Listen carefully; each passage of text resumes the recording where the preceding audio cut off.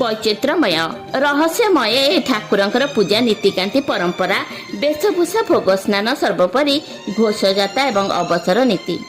ଯେଉଁଦିନ ଭକ୍ତର ଆବେଗକୁ ବୁଝିପାରି ପହଣ୍ଡି ବିଜେ କରି ରଥାରୂଢ଼ ହୁଅନ୍ତି, ସେହି ଦିନ ପୁଣି ଅନବସର ନୀତିରେ ଭକ୍ତକୁ ଦର୍ଶନ ଦିଅନ୍ତି ନାହିଁ, ଭକ୍ତକୁ ବାରଣ କରାଯାଏ। ତାଙ୍କ କ୍ଷେତ୍ରର ନାମ ଶ୍ରୀକ୍ଷେତ୍ର।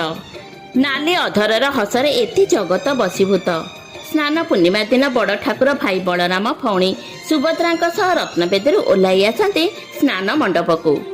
ଅନବସର ନୀତି ପରେ ରଥଯାତ୍ରା ଆସେ।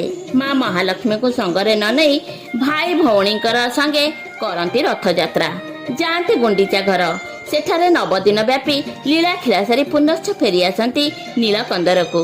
ନୀଳାଦ୍ରି ବିଜେ ଦିନ ପୁଣି ଜଗନ୍ନାଥ ମହାପ୍ରଭୁ ରତ୍ନ ସିଂହାସନକୁ ବିଜେ କରନ୍ତି। ବର୍ଷରେ ଏହି ଗୋଟିଏ ଦିନ ବଡ଼ ଠାକୁର ରତ୍ନ ସିଂହାସନରୁ ଓହ୍ଲାଇବା ତାଙ୍କର ଭକ୍ତମାନଙ୍କ ପାଇଁ ଏକ ବିଚିତ୍ର ଲୀଳା।